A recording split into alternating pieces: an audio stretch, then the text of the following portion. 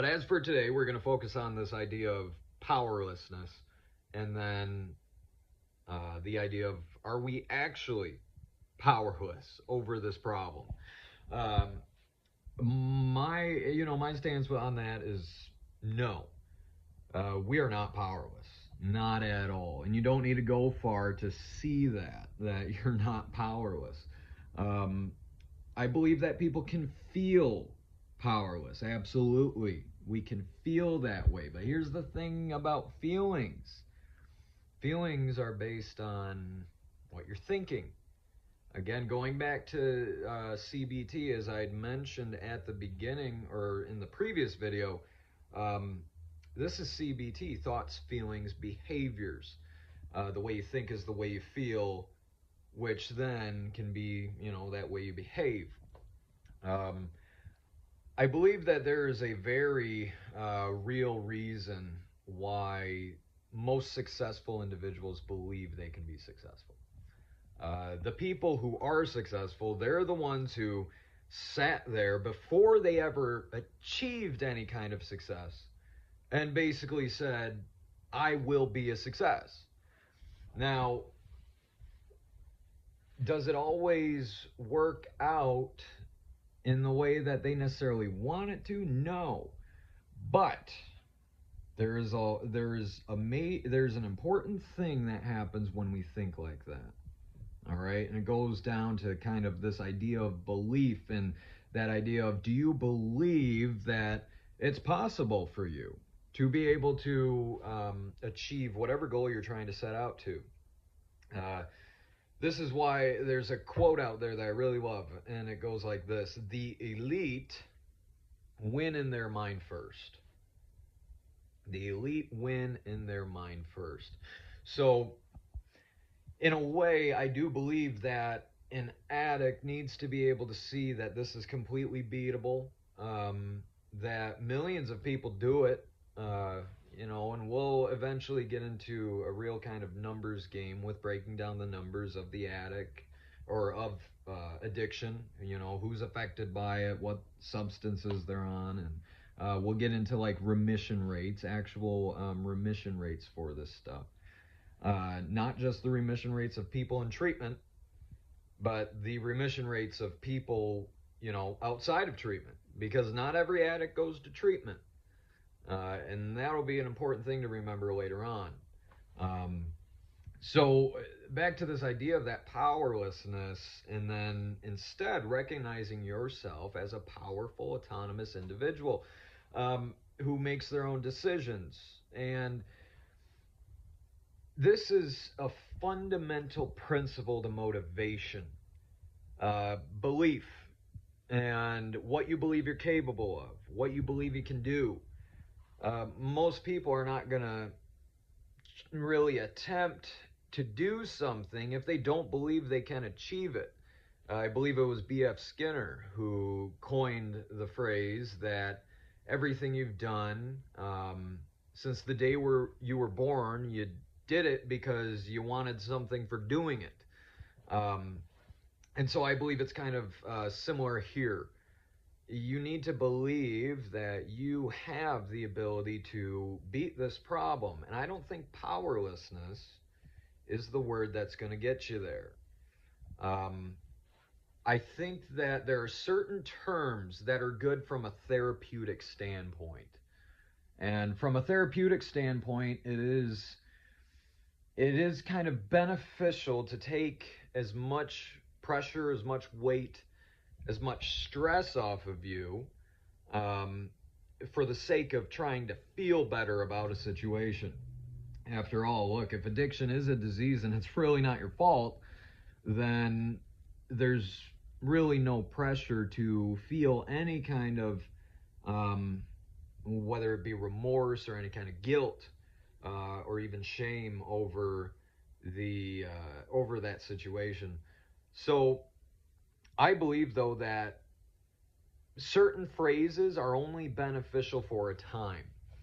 And we need to have the wisdom, we need to have the discernment to understand when something is no longer useful to us. So a word like powerlessness, I believe that's useful to the individual who is in the throes of this stuff and everything's crashing down. Maybe they just got clean and they're waiting to reap the benefits, if you will, not necessarily the benefits, reap the consequences of, the destruction that they may have caused. Um, and so if you're in that kind of position, then powerlessness and disease and disorder um, can be words that often can alleviate that feeling, right? But there is a problem because eventually somebody who has been an addict and they get clean, eventually they're going to want to move on from things that are just therapeutic. They're going to want to move on into things that are motivational. We're going to eventually cross kind of like an invisible line where it's not about trying to diminish the severity of the consequences, if you will. We move from a time where it's not about just trying to make sure that as all of the damage comes down, we have to make sure we stay afloat, right? We move on from that eventually. Eventually, we start floating, and eventually we need to start, whether to run with the analogy, eventually we're gonna have to, if you're in a boat, you're gonna have to start that motor if you want to get to where you're going, and you're gonna have to aim that, in a certain direction. You're gonna have to go that direction. That requires motivation to do that. If you're sitting in that boat and you're just sitting there saying, well, I'm powerless, and maybe you're just waiting for something to happen. I don't know what it is, but the point is, unless you start that freaking motor, you're not gonna get moving. And I believe it's kind of the same with addiction here. When we get over that substance use issue, and I believe you can do that. I believe you can get over it. I believe you can fully move on from it, 100%. The idea that your life now after a substance use problem is all about treatment, in my opinion, is a bald-faced lie. We kind of talked about it in the last video, but overall, um, I had mentioned that there are certain ideas out there that can keep you stuck in this problem, and I believe that powerlessness is one of them. Um, I hear many people just kind of throw that out there because it's kind of just become a canned saying, a very often repeated saying by those who are in addiction, and it's because it's always been the narrative to a certain extent. That ever since the 12 steps came about, there's been that idea that 12-step work and NA and AA meetings have become the norm for the addict, and it's in treatment courts, it's in drug courts, it's in every rehab facility across the country, and it's kind of difficult to get away from that. And so we have established this narrative about addiction, and this narrative has been established through, something that came about like, what, it's been almost 100 years, right? In the 1930s. And we're still holding on to this and these ideas. At this point, um, with how long it's been around, I think we figured out who that works for and who it doesn't work for. Or at least we have figured out that it works for some, but it doesn't work for all. Now, there's not really and hasn't really been, or if there is, it's kind of difficult to find a good alternative to, let's say, the 12-step work, or at least a good alternative to the idea of the disease of addiction. You can say, well, Jake, there's smart recovery, you can go there. Yeah, but smart recovery still operates from the standpoint that addiction is a disease. Uh, well, Jake, there's yeah, up here where I'm at, we have a thing called Recovery RU. It's a spiritual organization, a Christian organization, and well, it's like, Jake, there's an alternative. Well, it's like, I mean, again, they operate off the premise that this is a disease. I operate off the premise that this is a choice. This is a decision on our part. And through these videos and through these lessons, I hope to make the case for that, and hope to get you to see, if you can't, um, why, in fact, you are not powerless. Why, in fact, even in the throes of your addiction, you were not powerless at all. You know, sorry, I gotta adjust, but there's a statement that's often thrown around with addiction, and it's, I wasn't me when I was using. You have that statement. You have other ones like, your best thinking got you here. Well, I kind of disagree with that. I think that your best thinking got you exactly what you wanted. It got you drugs when you wanted them. It got you money when you wanted it. Um, it got you whatever you wanted when you wanted it. Uh, to me, that says a lot. Your best thinking, yes, it did get you here. The results aren't good, don't get me wrong, but just because you get bad results doesn't necessarily mean you weren't using your best thinking. Arguably, we could argue it's bad thinking, but at the same time, though, it's thinking either way. And again, addicts are some of the most resourceful, some of the most motivated individuals, if you will. Try to unmotivate an addict from getting their substance. It's a difficult thing. I guarantee it'll be a tough time. But overall, though, I believe your best thinking got you exactly what you wanted when you wanted it. I believe that same thinking that you use to, or let's put it this way, not the same thinking, but the same brain, the same person that came up with those ideas, that came up with those schemes, that came up with um, the methods, if you will, to get their thing, to get their drug, that same person is the same one that's going to decide to get clean. Um, I've always found this interesting. Uh, I'll come across addicts as I do every day in the nature of my work, and there's a common thing that's often said before they leave. They often say, well, I don't know what's going to happen. There's so many people that go into these things, that go into treatment centers, where they're supposed to be getting help, where they're supposed to be getting the tools that they need in order to maintain sobriety. But how many of them leave treatment centers asking the question or saying to themselves, I don't know?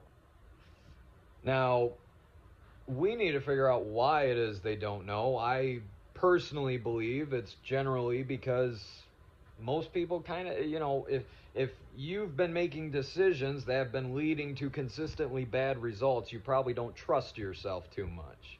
It's not that you're screwed up. It's not that you're diseased and disordered. It's just that you've been making some choices that have been giving some bad results, and at the end of the day, you're sitting here now with one of the biggest decisions of your life, and you don't trust yourself. And I think that's the bigger issue. I think that's at the root of this I don't know kind of attitude. I don't know what's gonna happen. Um, Let me challenge you for a second. I challenge you to go out and find an addict and ask them, do you wake up in the morning saying, I don't know if I'm going to use today? Do you do that? Um, I would likely assume that most of them would answer, well, no, I don't do that. In fact, they'll probably say, they'll laugh at you. They'll think you're messing with them probably. And, they'll be like, what? Of course I'm going to use today. Now, if they're honest, right? Um, I can just speak from my own personal experience. There was never a day where I woke up while I was doing heroin where I said to myself, yeah, I don't know if I'm going to do it today. I don't know. I don't know if I'll be able to get it. Oh, I was going to get it. I knew I would get it. And likewise, I think all of us who have been there, we knew. We knew we would end up getting it. We knew we would do whatever we had to do, whatever that meant. Whether it was stealing from here, whether maybe you were honest about it and you actually went out and you picked up some odd jobs here and there. I don't know, but and you tried to support your habit legally. But either way, no, I've never met the addict who has sat there and questioned whether they were going to use or not. But it's interesting that I meet many who question whether they're going to stay sober. And they often interpret this as, well, I'm diseased, I'm disordered, I've got these problems, I've got these issues. The disease model even says you can't be overconfident, right? You can't say, I won't do it ever again, because what, do you think you're cured? Do you think you're cured of the issue? That's what they'll tell you. You're overconfident. You're getting complacent. You're going to end up, you're going to go back out there. You're going to end up using again, right? And that is it's just some of the worst stuff. And I look at that, and again, back to the step, kind of at the beginning there where I was talking about the CBT. Thoughts, feelings, behaviors. The way you think is the way you feel is the way you behave. So not only do you have the treatment centers, or I won't specifically go after treatment centers. I'll go after the treatment model, all right? Because there's some good centers out there. I'll go after the treatment model, the standard way to approach this problem. And, they'll tell you, you can't be that confident. It's amazing how much flack I get, how much pushback I get when I make the claim, hey, I'm cured of my addiction. My life right now, 10 years later, does not reflect at all that I have a problem with heroin. You're not going to see me going through withdrawal.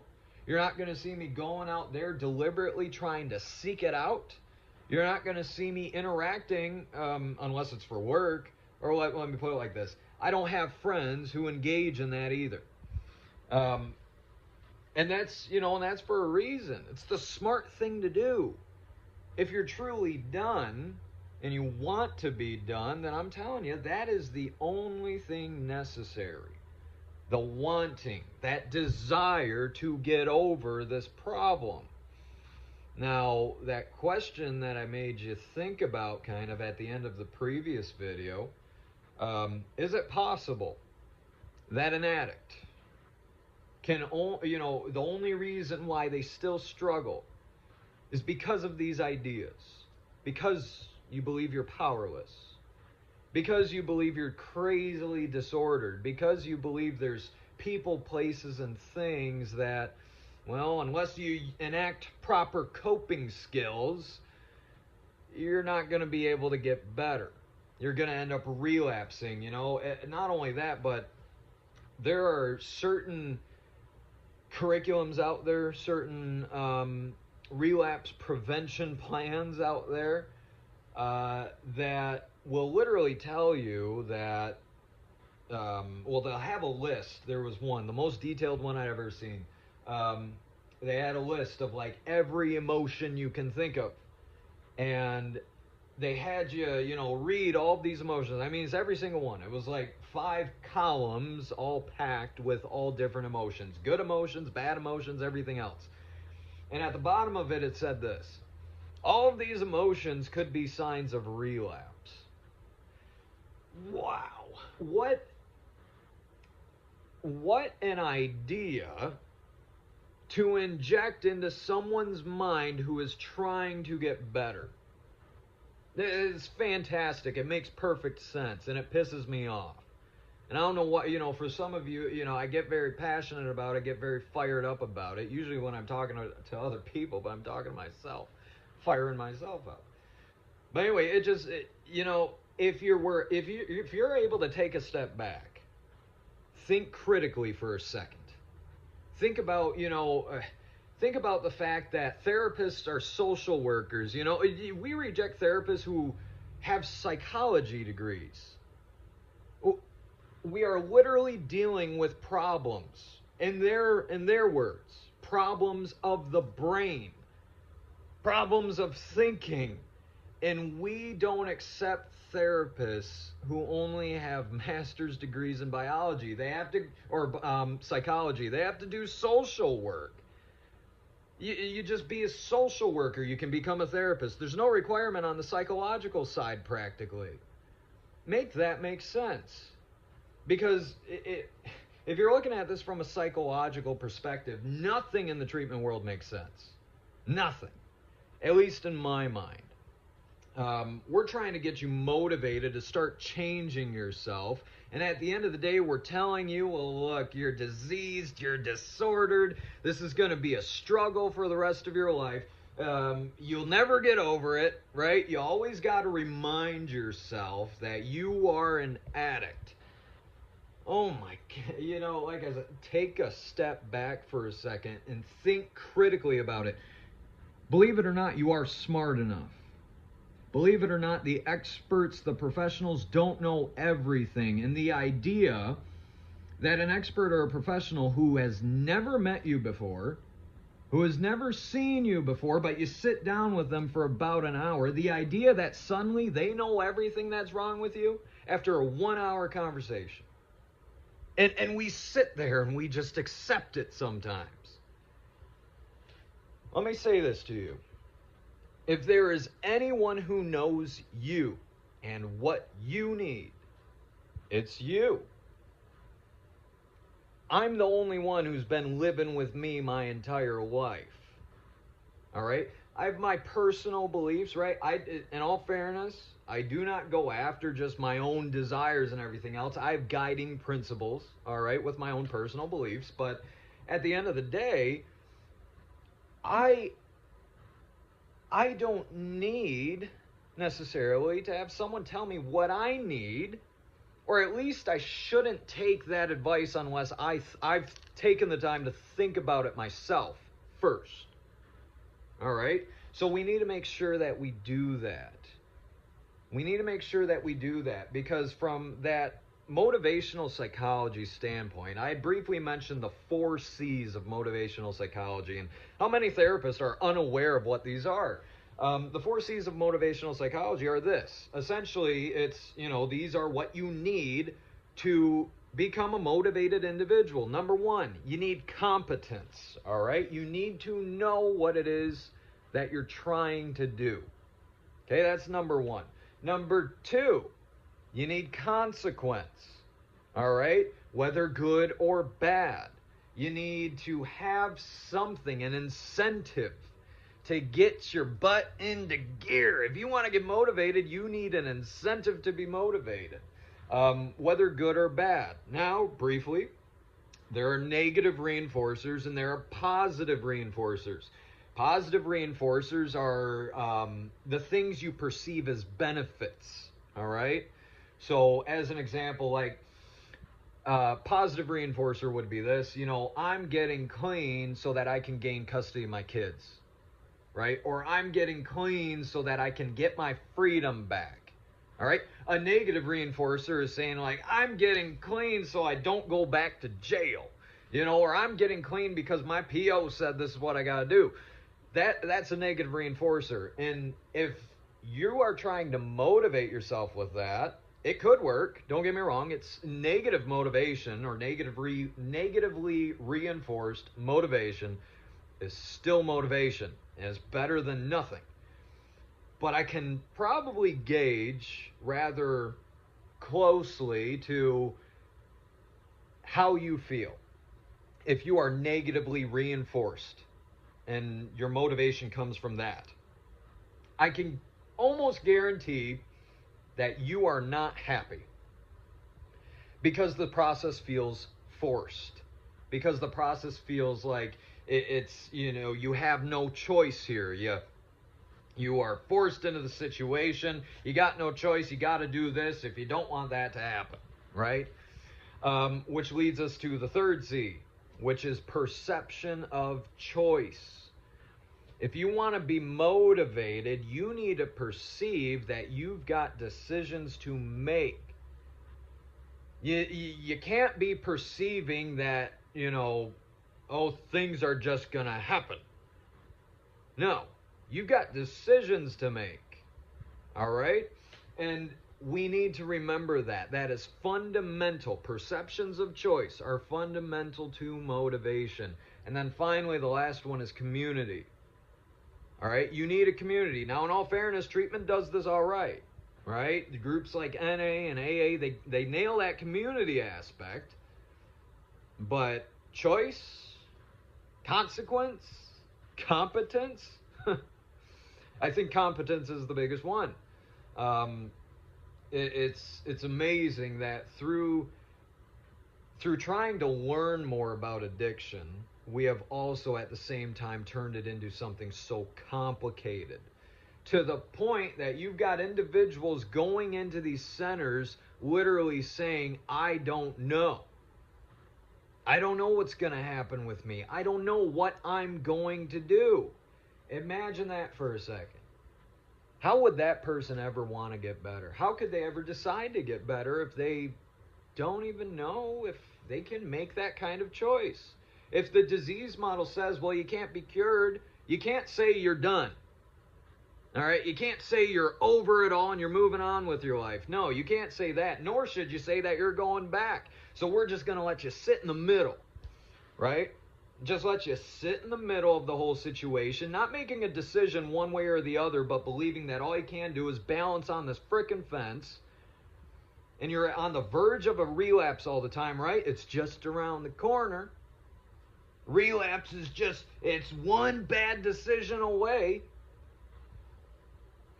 And then they wonder why success rates from treatment are so low, when it's right in front of your face. Like I said, I never went to college. Why can I see this? I think there's a big disconnect. I don't necessarily fault them for it. I mean, look, yeah, okay, I'll keep my mouth shut. That would go. Sometimes I get fired up and I gotta watch what I say before I say it. But anyway, yeah, we need to remember this, all right? We need to have a perception of power. I believe addiction is dealt with once you gain certain things back. Number one, it is that sense of power. I am a powerful individual. I have the ability to make decisions that could change my life just like that at the drop of a dime. An obvious one, murder. Anyone can decide to kill someone, and you can guarantee that if they did, completely changed life. But no one goes around saying, I don't know if I'm going to kill anyone today. Nobody says that. Why? Because we believe we have things we can decide. I'm standing my ground. This is a moral thing for me, and I'm not gonna do it. It's interesting that we'll take someone who says that and validate.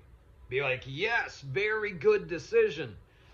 But if you tell me I'll never touch drugs again, oh my God. I dare you. Go into your next treatment center and say, yeah, I'm cured, I'm done. I'm over it. And watch the skepticism. Watch the people open their eyes, freak out, and be, you can't say that? Well, hell yeah, I can, and I just did. And I will keep saying it for the rest of my life. And I hope that you as well get that same drive, get that same tenacity, get rid of these ideas that make you feel weak. The elite win in their mind first, all right? You are not powerless. You are a powerful individual with the ability to make decisions, with the power of choice, the freedom to decide your next actions, and that includes whether or not you're going to go back to using. We need to remember that, all right? Oh, man, I'm trying to keep these to like 30 minutes, but I could go on all day with it. But either way, that is the lesson for step one. And I'll be out with step two before you know it. So Again, good luck to everyone. If especially those of you who are going through this stuff right now, the good news is there's hope. There's a way out, and it all starts right up here. Get rid of the ideas that are holding you down. These are the basic principles of motivation, basic principles of being successful in anything. You need to win in your mind first.